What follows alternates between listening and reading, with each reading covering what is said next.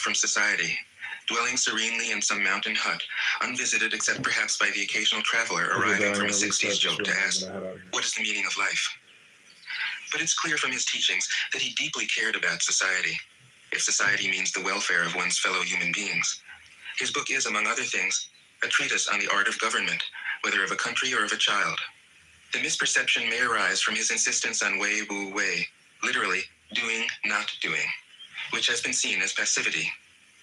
Nothing could be further from the truth. A good athlete can enter a state of body awareness in which the right stroke or the right movement happens by itself, effortlessly, without any interference of the conscious will. This is a paradigm for non-action, the purest and most effective form of action. The game plays the game. The poem writes the poem. We can't tell the dancer from the dance. Less and less do you need to force things, until finally you arrive at non-action. When nothing is done, nothing is left undone. Nothing is done because the doer has wholeheartedly vanished into the deed. The fuel has been completely transformed into flame. This nothing is in fact everything. It happens when we trust the intelligence of the universe, in the same way that an athlete or a dancer trusts the superior intelligence of the body. Hence Lao Tzu's emphasis on softness. Softness means the opposite of rigidity, and is synonymous with suppleness, adaptability, endurance. Anyone who has seen a Tai Chi or Aikido master doing not doing will know how powerful this softness is. Lao Tzu's central figure is a man or woman whose life is in perfect harmony with the way things are. This is not an idea, it is a reality. I have seen it. The master has mastered nature, not in the sense of conquering it, but of becoming it. In surrendering to the Tao, in giving up all concepts, judgments, and desires, her mind has grown naturally compassionate. She finds, deep in her own experience, the central truths of the art of living, which are paradoxical only on the surface, that the more truly solitary we are, the more compassionate we can be.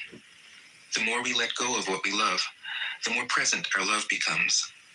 The clearer our insight into what is beyond good and evil, the more we can embody the good. Until finally she is able to say, in all humility, I am the Tao, the truth, the life. The teaching of the Tao Te Ching is moral in the deepest sense, unencumbered by any concept of sin. The master doesn't see evil as a force to resist, but simply as an opaqueness, a state of self-absorption, which is in disharmony with the universal process, so that, as with a dirty window, the light can't shine through. This freedom from moral categories allows him his great compassion for the wicked and the selfish. Thus, the master is available to all people and doesn't reject anyone. He is ready to use all situations and doesn't waste anything. This is called embodying the light. What is a good man but a bad man's teacher? What is a bad man but a good man's job? If you don't understand this, you will get lost, however intelligent you are. It is the great secret. The listener will notice that in the many passages where Lao Tzu describes the master, I've used the pronoun she at least as often as he. The Chinese language doesn't make this kind of distinction. In English, we have to choose. But since we are all potentially the master, since the master is, essentially, us, I felt it would be untrue to present a male archetype, as other versions have, ironically, done. Ironically, because of all the great world religions, the teaching of Lao Tzu is by far the most female. Of course,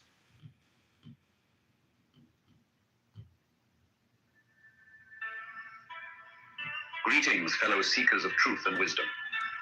I'm inviting you to embark on a journey into the heart of Taoist philosophy. As an uncarved block holds the potential for all things, so too does the Tao Te Ching, a timeless text that reveals the mysteries of existence in the simplest yet profoundest ways.